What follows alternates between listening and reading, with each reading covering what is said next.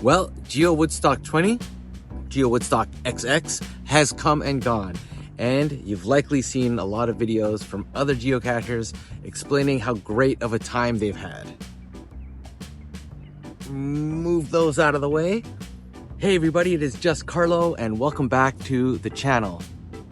Now, whether or not you've seen any videos from other geocachers out there who've shared their experiences at Geowoodstock XX, there's one thing that those other geocachers are not going to tell you, and that is the truth of how Geowoodstock really was and how completely uneventful that whole experience was.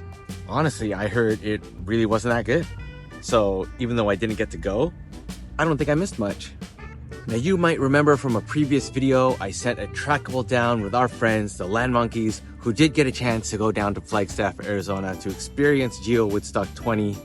And the mission of my trackable was to be able to hear from other geocachers how their experiences have been at this giga event.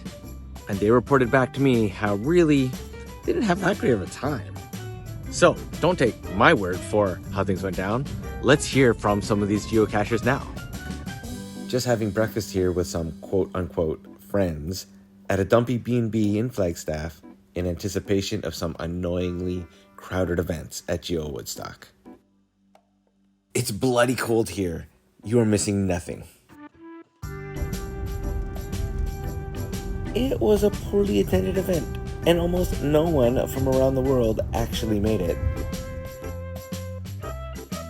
Snakes, spiders, scorpions, and cacti? At least you don't have to watch your every step while caching.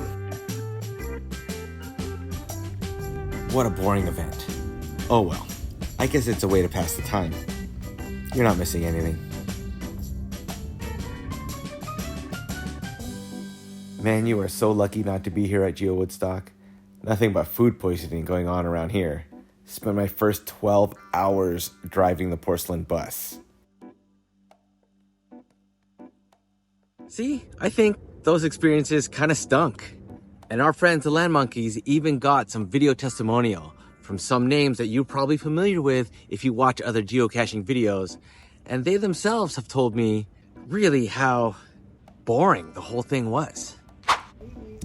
Hey, Carlo from Vancouver. This is Sunny and Sandy from podcaster.com, Podcaster Podcast. And hey, we're at Flagstaff, Yeah. and you know, you're not missing anything. Nothing. It is so boring. There's nothing going on. Excuse me. Sorry. Oh. And it's terrible weather. Yeah. And there's like nothing to do out here. Nothing In at all. fact, I'm going to take a nap in a little bit, and I think that's the most exciting thing I'm going to be Maybe doing go today. back to the Hotel, Nothing watch at all. some TV, or I don't know, buffet, maybe that. But there's nothing to do here. You're not missing a thing. Not a thing. So don't worry about it. Just relax at home. You're probably better off. So, all right. See you guys.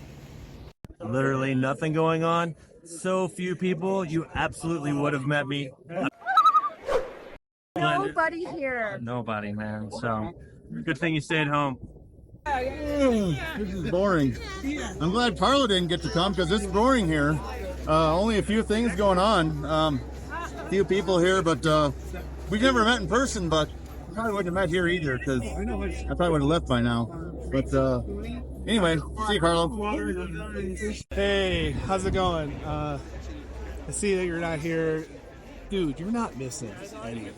I mean, it's hot. Look at how hot it is. It's hot. We're in Arizona. It's like, I don't know what it is. Right here it's really hot. I mean, look at it. Hot, but then there's snow. And it's the worst of both worlds. It's cold, it's freezing over there, and it's so hot. You're not missing anything. So, I'll see you at a better place. There you have it, the real scoop of how boring and uneventful and dreadful the whole geocaching experience was at Geowoodstock XX. So I honestly don't feel like I really missed out on anything. You might even say that I have no mo FOMO. I have FOMO, no mo. And if I could be candid here for a moment, just honest, I know everybody had a good time and I appreciate all of you saying how terrible it was to make me feel better about missing out. And I just want you to know that I I appreciate you all. Now you might be wondering, where is our trackable now? And if you weren't thinking about it, maybe you are now. Well, as promised, the LANMonkeys did take our trackable down to Flagstaff, and they dropped it off at Geowoodstock for someone else to take on to its next journey.